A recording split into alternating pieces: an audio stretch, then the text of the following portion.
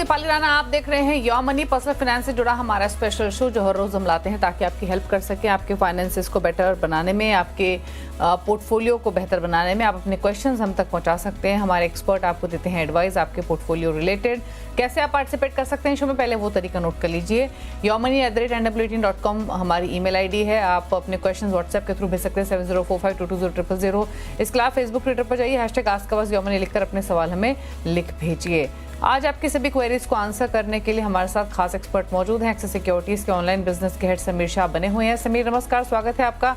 और in fact queries हम लेंगे इस शो में, लेकिन उससे पहले बात करेंगे आज एक स्पेसिफिक कैटेगरी के, वो है अग्रेसिव हाइब्रिड फंड्स। आपसे समझना चाहेंगे कि अग्रेसिव हाइब्रिड फंड्स कौन सी कैटेगरी होती है। इस तरीके के वॉलेटाइल मार्केट में जहां पर रिकॉर्ड हाइज देखने को मिले हैं और अब मार्केट ऊपर नीचे के दायरे दिखा रहा हो, क्या ऐसे समय में ये सूट करता है करंट मार्केट सिनेरियो में या फिर नहीं, बताइए। दीपाली जी नमस्ते एंड आपका धन्यवाद करना चाहूंगा, आपने आपके शो पे फिर से बुलाया। अग्रेसिव हाइब्रिड फंड होता क्या है, जहां पे आप जैसे आप इक्विटी फंड में इन्वेस्ट करते हो तो 100% इक्विटी में इन्वेस्टमेंट चला जाता है। हाइब्रिड फंड में इक्विटी डेट का मिक्सचर रहता है। अग्रेसिव नाम सजेस्ट करता है यहाँ पे आपका इक्विटी की तरफ एक्सपोजर ज्यादा रहेगा। यहाँ पे जनरली 65% से लेके 80% तक फंड मैनेजर इक्विटी में एक्सपोजर रह सकता है और डेट साइड 20% से 35% तक के बीच में एक्सपोजर लेता है। अब बात करते हैं ये मार्केट में, अगर आप लॉन्ग टर्म इन्वेस्टर हो, आपका रिस्क एपेटाइट अच्छा है, तो ये आपके लिए बेस्ट फंड रहता है। ये आपको स्टेबिलिटी प्रोवाइड करता है। जैसे मार्केट अभी ऊपर की साइड है, आप ज्यादातर फंड्स में देखोगे एक्सपोजर रहेगा 75% के करीब ही इक्विटी में रहेगा, बाकी 25% वो ऑलरेडी डेट पे आ चुके हैं।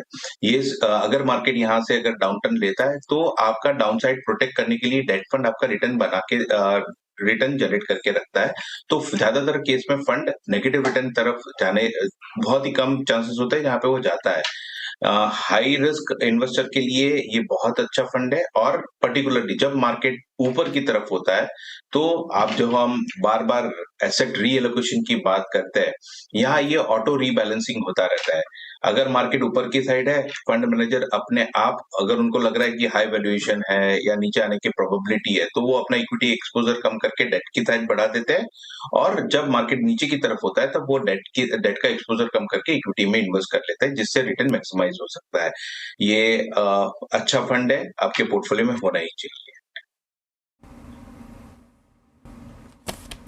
चलिए ठीक है, अच्छा फंड है, पोर्टफोलियो में होना चाहिए। तो फिर कुछ नेम्स भी सजेस्ट कीजिए किन किन फंड्स के साथ व्यूअर्स जा सकते हैं। और दूसरा ये कुछ स्पेसिफिक कैटेगरी ऑफ इन्वेस्टर्स हैं जिनके लिए स्पेसिफिकली ये कैटेगरी सूट करेगी, मतलब रिस्क टेकिंग एपेटाइट के हिसाब से या टाइम होराइजन के हिसाब से। दीपाली जी, पहले ये फंड जो कस्टमर के पास टाइम होराइजन ज्यादा है इन्वेस्टमेंट के लिए, उनके लिए बेस्ट रहता है। यंग इन्वेस्टर्स होते हैं, जिनके यंग अर्नर्स होते हैं, जिनके पास अभी इन्वेस्टमेंट स्टार्ट किया है या मिड लाइफ तक आ गए, इनके लिए ये फंड बहुत अच्छा रहता है। जैसे जैसे एज में आगे बढ़ते हैं वो टाइम पे हम सजेशन देते हैं कि ये, जैसे अगर आप अपने गोल के पास आ गए हो, आपने लक्ष्य रखा है 1 करोड़ और 1 करोड़ के आसपास आ गए, 10 साल की अवधि है, 8 साल आ गया, तब हम ये सजेशन जल्दी नहीं देते हैं कि आपको हाइब्रिड फंड में इन्वेस्ट करना चाहिए, अग्रेसिव हाइब्रिड फंड में। रीजन यही है कि मार्केट अभी आज हाल फिलहाल की कंडीशन में देखें तो एवरीबडी इज एक्सपेक्टिंग कि आरबीआई इंटरेस्ट रेट कम करेगी। अगर आरबीआई इंटरेस्ट रेट कम करती है तो यहाँ पे डेट साइड का फंड शूट हो जाएगा। बट जब मैच्योरिटी के टाइम पे अगर मार्केट भी डाउन है और गवर्नमेंट इंटरेस्ट रेट बढ़ाने का साइकिल में चल रहा है, तो ये नेगेटिव आपको रिटर्न दे सकता है। तो जो इन्वेस्टमेंट के लिए आपके पास लंबा टाइम है तब करें, और यंग इन्वेस्टर के लिए तो बेस्ट है। अब बात करते हैं कौन से फंड इसमें ले सकते हैं। तो पहला फंड रहेगा, आप हमारे एंड से सजेशन सुझाव रहेगा, अगर आप हाइब्रिड फंड में एक्सपोजर लेना चाहते हैं तो हमारे एंड से 5 फंड हम सजेस्ट करेंगे। एक ICICI प्रूडेंशियल का इक्विटी एंड डेट फंड, दूसरा है कोटक का इक्विटी हाइब्रिड फंड, तीसरा है HDFC का हाइब्रिड फंड, चौथा है एडलवाइज का अग्रेसिव हाइब्रिड फंड, और पांचवा और कैनरा और रोबोको का इक्विटी हाइब्रिड फंड। ये 5 फंड में आप निवेश कर सकते हैं। ओके, चलिए, तो ये आपको सजेशन दिए गए हैं, नेम्स भी सजेस्ट किए गए हैं और डिटेल्स भी समझाई गई हैं कि कौन सी कैटेगरी ये होती है। अब सवाल जवाब के सिलसिले को शुरू करते हैं। मनोज पहले कॉलर हमारे साथ कनेक्टेड हैं नागपुर से। मनोज, गुड इवनिंग, बताइए क्या सवाल है आपका, क्या जानना चाहते हैं? Good evening madam. मैडम मेरा सवाल है कि मुझे फ्यूचर में अभी नेक्स्ट मंथ से मुझे बताइए नेक्स्ट मंथ से मैडम क्या सवाल है 2000 का SIP स्टार्ट करना है, तो कोई अच्छा स्मॉल कैप फंड कोई सजेस्ट करिए। और पोर्टफोलियो मैंने आपको शेयर किया है। ओके, तो आप ऑलरेडी, ठीक है, हाँ, आपकी पोर्टफोलियो की डिटेल्स हैं हमारे पास। 6,700 की आपकी एग्जिस्टिंग SIP चल रही है। 4.5 लाख की पोर्टफोलियो की वैल्यू हो चुकी है। 15 साल में 1 करोड़ का आपका लक्ष्य है। रही बात आपके एग्जिस्टिंग पोर्टफोलियो की, तो HDFC mid cap opportunities 3700 per month है आपके पास। इसके अलावा HDFC मल्टी कैप अपॉर्चुनिटीज में 3000 पर मंथ। लमसम डाले में 50-50 हज़ार मोतियाल ओसवाल के flexi cap, Motilal Oswal small cap में। अब बात करते हैं इनके दूसरे सवाल की कि 2000 की एडिशनल SIP करनी है, वो कहाँ करें? बताइए क्या सजेशन समीर इनके पोर्टफोलियो को लेकर? तो पहला सजेशन ये रहेगा मनोज जी के लिए। मनोज जी, आपने अपना फंड पूरा का पूरा 2 AMC में ही इन्वेस्ट किया है। यहाँ पे कंसंट्रेशन रिस्क का खतरा रहता है। जनरली सजेशन ये रहता है आप अपने जो भी पोर्टफोलियो उसमें 20% से ज्यादा कोई भी स्कीम में इन्वेस्ट ना करें। अभी यहाँ पे आपका 4 फंड के अंदर पूरा का पूरा इन्वेस्टमेंट हो रहा है, तो सजेशन ये रहेगा कि जब भी चांस मिले आप AMC बदलें। दूसरा, आपके पोर्टफोलियो में हाल फिलहाल एक भी लार्ज कैप फंड नहीं है। आपने ऑलरेडी स्मॉल कैप में 50,000 रुपए का लमसम डाला हुआ है और मिड कैप में और मल्टी कैप, फ्लेक्सी कैप, ये सारे फंड आपके सिलेक्टेड है। तो सजेशन ये रहेगा कि आप अपने फंड में एक लार्ज कैप, जो अभी आप SIP करना चाहते हो स्मॉल कैप की बजाय लार्ज कैप में करें, तो आपका पोर्टफोलियो थोड़ा बैलेंस रहेगा और डाइवर्सिफाइड प्रॉपर हो जाएगा।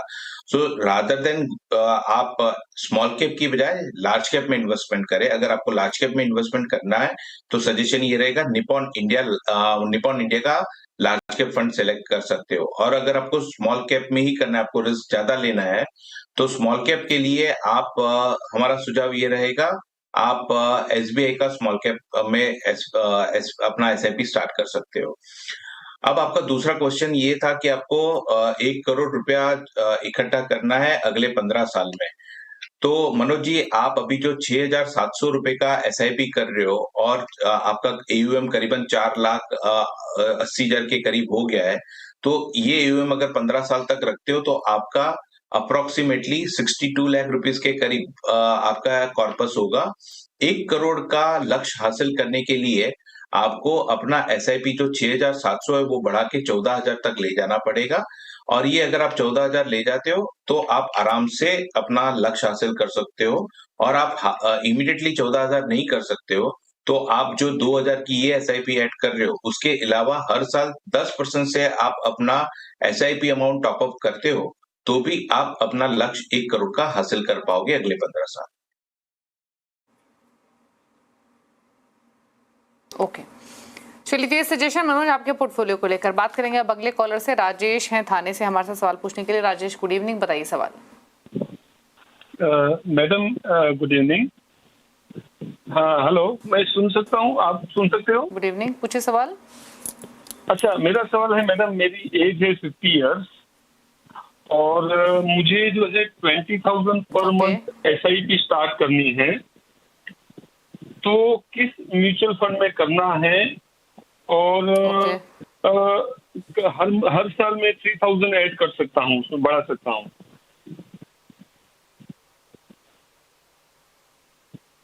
पूछ लेते हैं आपसे। 20,000 के SIP करनी है, सालाना 3,000 बढ़ा सकते हैं, 10 साल का होराइजन है और 10 साल बाद सिस्टमैटिक विड्रॉल के प्लान के थ्रू इनको निकालनी भी है राशि, ताकि इनकी 1.5 लाख रुपए की मंथली इनकम हो सके। आप पूछते हैं क्या सजेशन रहेगा, बताइए क्या सलाह है इनके लिए समीर? राजेश जी, आप अभी आपने जैसे बताया आप 20,000 की एसआईपी करोगे और हर साल अगर 3,000 रुपए से आप एसआईपी इंक्रीज करते हो तो अगले 10 साल में आप करीबन 72 लाख रुपए का ईओएम इकट्ठा कर पाओगे। आपको आपका जो एक्सपेक्टेशन है हर साल आपको 1.5 लाख रुपया विड्रॉ करना है सिस्टमेटिक विड्रॉल प्लान से। ये हासिल करने के लिए आपका कॉर्पस 1.5 करोड़ के करीब होना चाहिए। अगर आप 1.5 करोड़ का कॉर्पस इकट्ठा करते हो तो आप कंफर्टेबली 1.5 लाख रुपया हर महीना अगले 20 साल तक विड्रॉ कर पाओगे। तो सजेशन ये रहेगा कि आपको अपना एसआईपी का अमाउंट थोड़ा बढ़ाना पड़ेगा ताकि आप 1.5 लाख तक का जो आपने लक्ष्य रखा है वो हासिल कर पाए। अब आपका एसआईपी कौन से फंड में करने चाहिए, इसके लिए हमारे सुझाव ये रहेंगे, आप अपना SIP ICICI prudential blue chip में 5,000 कर सकते हैं, Motilal Oswal large and mid cap में 5,000 रुपए का एसआईपी कर सकते हैं, एक्सिस फ्लेक्सी कैप का 4,000 का एसआईपी कर आप उसमें 4,000 का एसआईपी कर सकते हैं, एसबीआई कॉन्ट्रा फंड में 3,000 का एसआईपी कर सकते हैं और निपॉन इंडिया स्मॉल कैप में आप 3,000 का एसआईपी करें।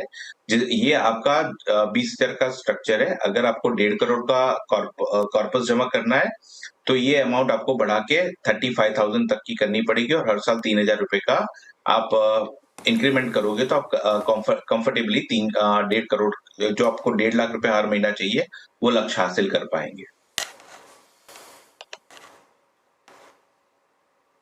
ओके चलिए, तो ये सजेशन दिया गया आपके पोर्टफोलियो को लेकर। ICICI prudential blue chip, Motilal Oswal large and mid cap, यहाँ पर डालिए 5,000 each, axis flexi cap 4,000 each, Nippon small cap और एसबीआई कॉन्ट्रा में 3,000 ईच आप डाल सकते हैं। तो ये रहा सजेशन आपके लिए आपके पोर्टफोलियो को लेकर। अब बात करते हैं नरेंद्र से, अगले कॉलर हमारे साथ कनेक्टेड है। नरेंद्र नमस्कार, बताइए क्या सवाल है आपका?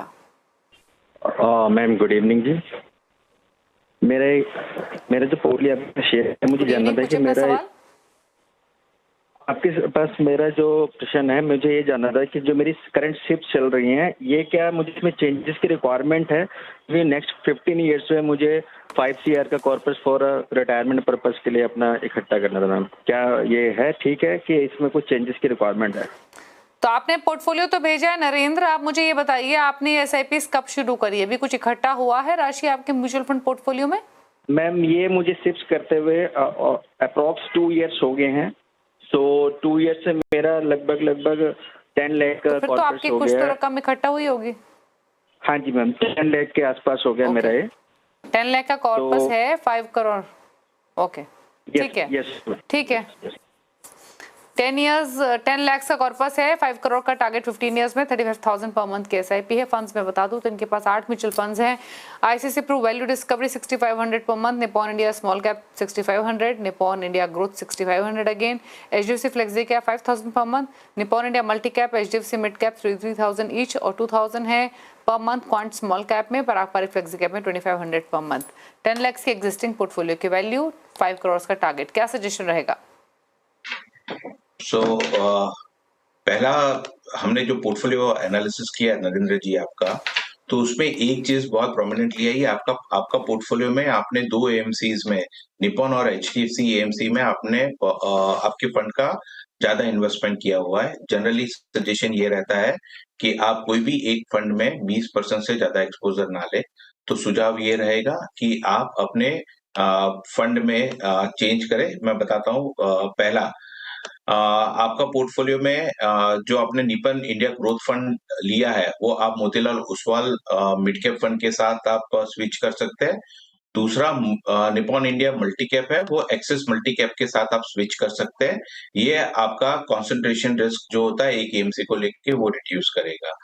अब आपका दूसरा सवाल ये था कि आपको अगले 15 साल में 5 करोड़ रुपए इकट्ठा करना है।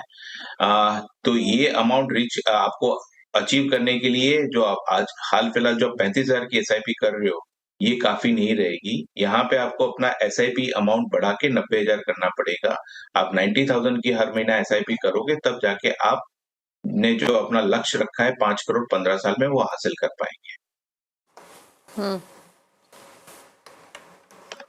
चलिए, तो एसआईपी अमाउंट आपको इंक्रीज करना पड़ेगा अपने गोल को हासिल करने के लिए। बाकी फंड्स में थोड़े से बदलाव आपको सजेस्ट किए गए हैं।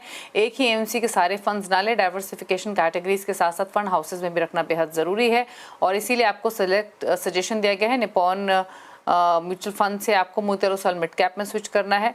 वहीं निपॉन मल्टी कैप से एक्सिस मल्टी कैप को आप रिप्लेस करें। मोतीलाल ओसवाल मिड कैप और एक्सिस मल्टी कैप ये 2 फंड्स है जो आपको ऐड करने हैं, हटाने हैं, निपॉन मल्टी कैप और निपॉन इंडिया म्यूचुअल फंड। तो ये सजेशन आपके पोर्टफोलियो को। रही बात आपके गोल की, आपको 90,000 तक की SIP करनी पड़ेगी अपने 5 करोड़ के टारगेट के लिए। इकट्ठा नहीं कर सकते इतना बड़ा राशि हर महीने, तो धीरे धीरे इंक्रीज कीजिए, यही सजेशन है। रुक रहे हैं एक ब्रेक के लिए। ब्रेक के उस पार कुछ और क्वेश्चन को लेंगे। समीर शाह बने हुए हैं, जल्द वापस आते हैं।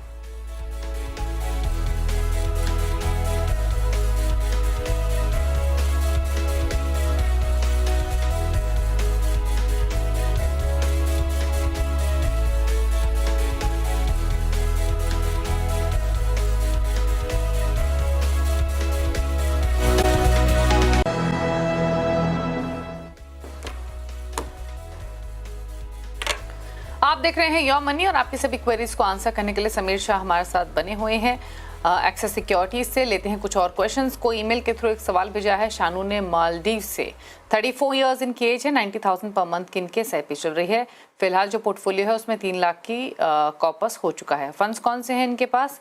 Quant small cap, Nippon India small cap, Motilal Oswal mid cap, Tata small cap, HDFC mid cap, Nippon India multi cap, Parag Parikh flexi cap, ICICI Pru blue chip और SBI कॉन्ट्रा फंड। इन सभी में ये 10,000 ईच डाल रहे हैं, यानी 90,000 के लिए 9 फंड इन्होंने चुने हैं। थोड़ी सी overlapping small cap mid cap category में ऑल्दो दिखाई देगी। अब इनका क्वेश्चन क्या है? 10 साल में सिस्टमैटिक विड्रॉल प्लान के जरिए 1.2 करोड़ चाहिए। 7 से 10 साल का 10 ईयर्स का मान लेते, 10 ईयर्स का होराइजन लेके चल रहे हैं। तो पहले तो 10 साल के हिसाब से पोर्टफोलियो कैसा है? इसके अलावा 10 साल में अगर सिस्टमैटिक विड्रॉल प्लान के जरिए जब ये रकम निकालेंगे तो क्या ये वैल्यू 1.2 करोड़ की होगी या फिर नहीं? साथ ही इन्होंने FD के ब्याज पर भी सलाह मांगी है। 15 महीने के लिए 75 लाख की FD है, जिससे इन्हें लगभग 45,000 का ब्याज मिलता है। क्या इस ब्याज रकम को भी SIP अमाउंट में डालना चाहिए? बताइए इनके लिए सजेशंस। इनके लिए हमने इनका पोर्टफोलियो प्रॉपर्ली देखा शानू जी का। शानू जी के पोर्टफोलियो में उन्होंने 90,000 SIP और 3 लाख का पोर्टफोलियो अगर अगले 10 साल तक वो रखते हैं तो 1 करोड़ 20 लाख के करीब का कॉर्पस हो जाएगा। उसके बाद अगर वो बाकी के अमाउंट के साथ अगर SIP अगले 10 साल तक कंटिन्यू करते हैं तो उनका जो गोल नंबर 1 था वेल्थ क्रिएशन, उसके लिए करीबन 5.5 करोड़ इकट्ठा हो जाएगा। सो पहला है ये दोनों पोर्शन उनके गोल के कवर हो जाएंगे। फिर उनका एक क्वेश्चन ये था कि पोर्टफोलियो को लेके हमारे सुझाव क्या है। तो पोर्टफोलियो में स्कीम सही सिलेक्ट करी है, बट यहाँ पे सिर्फ एक चीज मैं बताना चाहूंगा कि उन्होंने मिड कैप में 2 स्कीम रखी हुई है, HDFC मिड कैप और मोतीलाल ओसवाल मिड कैप। हालांकि दोनों ही फंड अच्छे हैं, बट ये काफी ओवरलैप होता है, तो सजेशन ऑलवेज ये रहता है 2 में से एक कंसीडर करें। तो HDFC मिड कैप को आप मोतीलाल ओसवाल मिड कैप के साथ मर्ज कर ले। दूसरा उनका क्वेश्चन था म्यूचुअल फंड वॉलेटाइल है तो कैपिटल लॉस होने का चांस होता है। हाँ, म्यूचुअल फंड वॉलेटाइल मार्केट में है, आप लंबी अवधि के निवेशक हो, आप SIP से कर रहे हो तो आपके लॉस होने के चांसेस काफी कम हो जाते हैं। हाँ, बट रिस्क जरूर रहता है। ये मार्केट लिंक इंस्ट्रूमेंट है, मार्केट का परफॉर्मेंस उसका डायरेक्टली इनडायरेक्टली आपके इन्वेस्टमेंट पे पड़ता है, तो थोड़ा रिस्क इसके साथ एसोसिएटेड रहता है। तीसरा उनका क्वेश्चन था FD का जो इंटरेस्ट आ रहा है वो उनको म्यूचुअल फंड SIP में करना चाहिए। हाँ, अभी का जो एसेट एलोकेशन का स्ट्रक्चर हम देख रहे हैं, वो स्ट्रक्चर देखते हुए ये लग रहा है कि उनका डेट की साइड ज्यादा एक्सपोजर है और इक्विटी की तरफ बहुत ही कम एक्सपोजर है। ये सिचुएशन को बैलेंस करने के लिए हम ऑलवेज सजेस्ट करेंगे कि उनका जो भी इंटरेस्ट आ रहा है वो SIP के थ्रू इन्वेस्टमेंट करेंगे तो पोर्टफोलियो काफी बैलेंस हो जाएगा। और एसेट एलोकेशन के एस्पेक्ट से देखने जाओ तो एसेट एलोकेशन में भी धीरे धीरे प्रॉपर क्या बोलते हैं उनको अच्छी कंडीशन में पहुंचते जाएंगे। आज की डेट में इम्बैलेंस लग रहा है, डेट की साइड ज्यादा है, इक्विटी की साइड कम है। रिटर्न अच्छा जनरेट करने के लिए इक्विटी का भी कंपोनेंट इक्वली इंपॉर्टेंस रखता है, तो इक्विटी में आपका निवेश बढ़ना चाहिए।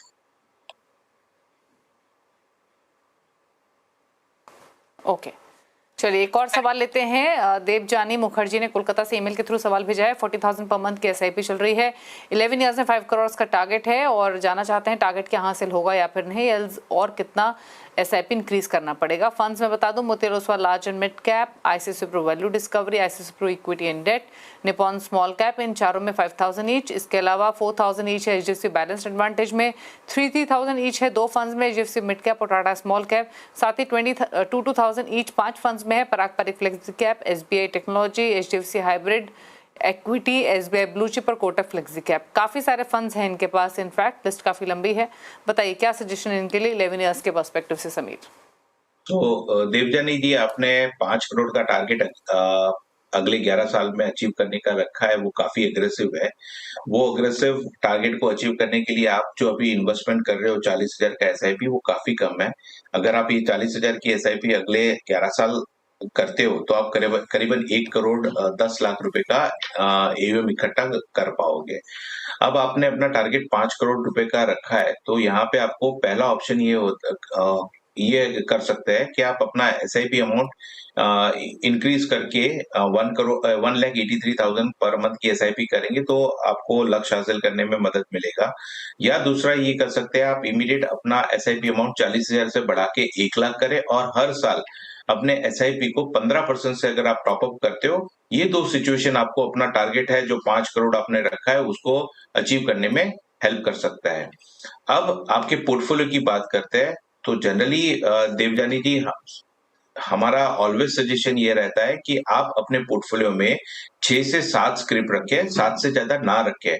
आपके पोर्टफोलियो में आपने काफी स्क्रिप्ट रखी हुई है, तो सुझाव पहला यही रहेगा कि आप उसको रिड्यूस करके 6 से 7 स्क्रिप्ट में लाए।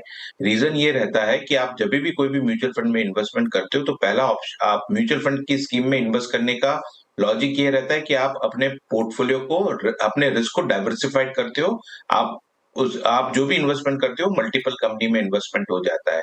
आप मल्टीपल स्कीम में इन्वेस्टमेंट करते हो, इसका मतलब है आपने बहुत सारे स्टॉक अपने पोर्टफोलियो में ले लिए और ये आपको कहीं ना कहीं आपके लॉन्ग टर्म रिटर्न पे इम्पैक्ट डालता है। तो ऑलवेज सजेशन ये रहता है 6 के अंदर आप 6 से 7 स्कीम में रखे, ज्यादा ना रखे। अब आपके पोर्टफोलियो पे सुझाव ये रहेगा कि आपके पोर्टफोलियो में 2 फ्लेक्सी कैप फंड है, आप दोनों ही अच्छे फंड है, आप 2 में से किसी एक में मूव करें और एक को छोड़े। दूसरा है आपके पोर्टफोलियो में HDFC हाइब्रिड फंड है, जिसको और ICICI प्रूडेंशियल का इक्विटी एंड डेट फंड है, दोनों अग्रेसिव हाइब्रिड कैटेगरी के फंड है। सुझाव ये रहेगा कि HDFC हाइब्रिड को ICICI प्रूडेंशियल इक्विटी डेट से रिप्लेस करें। तीसरा, हमने देखा है आपके पोर्टफोलियो में 2 मिड कैप फंड है, यहाँ पे सजेशन ये रहेगा आप HDFC मिड कैप अपॉर्चुनिटी को रिप्लेस करें HSBC मिड कैप से। और एक सजेशन है कि आप अपने पोर्टफोलियो में 2 स्मॉल कैप फंड रखा हुआ है। सजेशन ये रहेगा 2 इन्वेस्टमेंट में से एक ही स्मॉल कैप फंड रखें, दोनों ही अच्छे फंड है, आप कोई भी एक में मूव कर सकते हो और एक को क्लोज कर सकते हो। और दूसरा एक सुझाव ये रहेगा SBI टेक्नोलॉजी फंड है, जो सेक्टोरियल फंड है, काफी रिस्की होता है। सजेशन ये रहेगा कि आप SBI टेक्नोलॉजी फंड में से एग्जिट करें और लार्ज कैप की तरफ ये पैसा डाइवर्ट करें। ये आपको आपके पोर्टफोलियो को वेल बैलेंस और स्टेबिलिटी देगा। ओके, चलिए, तो ये सलाह दी गई है देवजानी आपके पोर्टफोलियो को लेकर। अकॉर्डिंगली आप चेंजेस कर सकते हैं, कुछ फंड से निकलने की भी सलाह दी गई है। शुक्रिया समीर, शो में आने के लिए और सभी क्वेरीज को आंसर करने के लिए, थैंक यू सो मच। इसी के साथ योर मनी में तो इतना ही। ब्रेक में जाते हो आप समीर के टॉप 4 फंड्स देख सकते हैं, नोट कर लीजिए अगर आप उनकी चॉइस के हिसाब से कंप्लीट पोर्टफोलियो क्रिएट करना चाहते हैं। इसी के साथ योर मनी में तो इतना ही। नमस्कार।